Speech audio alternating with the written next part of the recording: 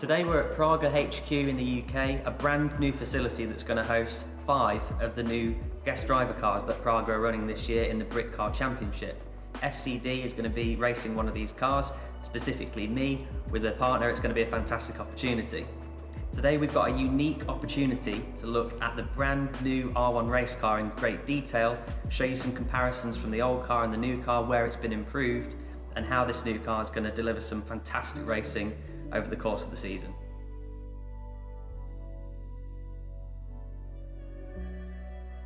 This particular R1 is one of the first into the UK. This is a customer's car actually. He's given us a fantastic opportunity to have a look around it before he's even set eyes on it. As you can see in the background, we've got the 2014 model R1. This is a previous generation. As you can imagine, over the years there's been a huge amount of development and engineering learning from the various race programs and driver development programs, etc.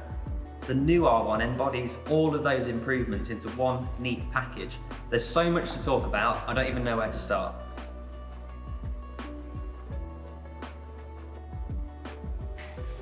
So firstly, heading around the front of the car, we've got an all-new front splitter design. This is all carbon. You can see the car is absolutely draped in carbon. The lightweighting development has been a huge focus for the new Praga R1. There's a new front floor design, which is again all centered around the aerodynamic ground effect.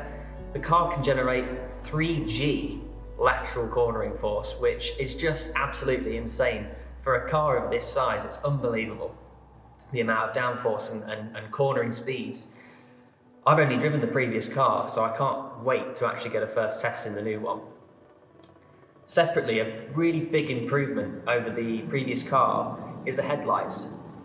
As you well know, this car's been designed for endurance racing, therefore it needed some strong, powerful lights, because there's every chance we're going to be doing some racing at night, which is just going to be insane. These things are powerful. I'm sure we're behind anyone flashing them out the way, they're going to get super intimidated by this thing flying up behind them. You can see the tyre is slick. It's actually on a hand cut. This is how the car arrives into the UK. Britcar is going to be running Goodyear tyres, so ignore this for now. Separately, you can see part of the new front splitter design is we've got this kind of lip here. What this actually does is creates a vortex along the side of the car, which releases pressure out of the wheel arch. This is all, again, heavily focused on its aero design.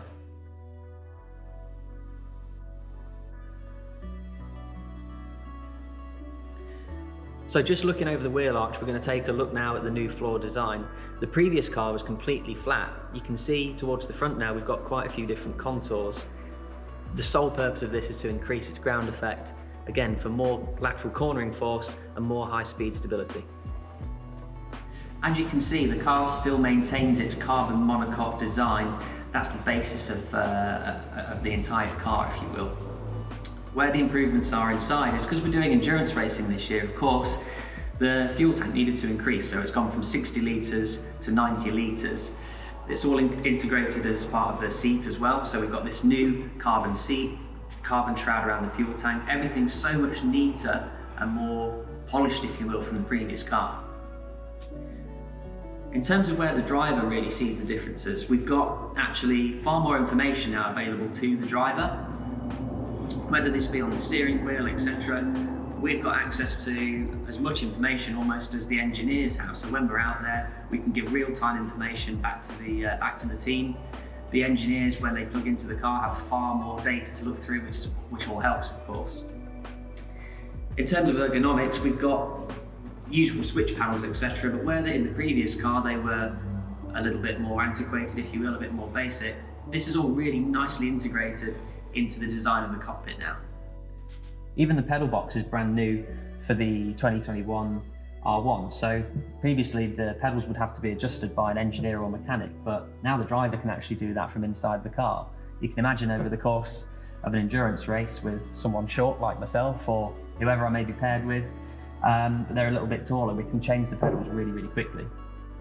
Even the rear wing's been completely redesigned for the new R1. So you can see now it's actually much wider than the previous one. It's almost the entire width of the car, which is mad. Carbon again, as you can see. We've got 6 or 7 positions which we can change the balance of the car, etc., depending on which circuit we're at. There's actually such an increase in downforce in the new car that the rear wing supports are now double the thickness just to manage those increased loads. The intercooler ducting's even changed now, so it was previously a louvered design, but now we have a serrated design, essentially to get more cold. It's more effective at getting colder air into the engine bay. So compared to the old car, we've still got the existing Renault F4r Engine. It's a 2-litre turbocharged engine, producing around 365 horsepower, maybe a bit more if we want to tune it that way, nearly 400 newton meters of torque. They don't sound like huge numbers, do they? But the car's only less than 650 kilos, so that power to weight ratio is absolutely enormous.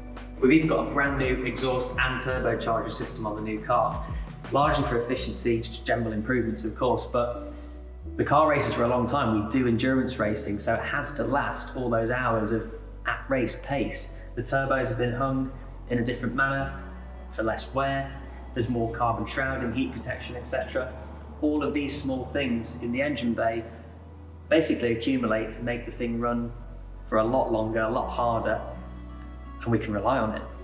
The previous generation R1 was in no way an incapable car. It was an absolutely glorious and fast thing to drive. We drove it last year at Donington Park. I was absolutely blown away by it. What the guys at Praga have done is taken that learning from the last few years of running with the teams and the engineers and the racing drivers, etc. They've taken all that feedback and basically embodied it into a nice, neat final package, and here it is. It's the new R1. Everything about it is new. Even these small incremental changes in isolation don't seem like much, but as a complete package, they're absolutely incredible. With that said, that's enough talking about the car. Here it is, it's the new R1. Hopefully you guys can get a really good look around it at some point in the near future. Next time you see us with the car, we'll be trackside, hopefully going even faster than we were last year.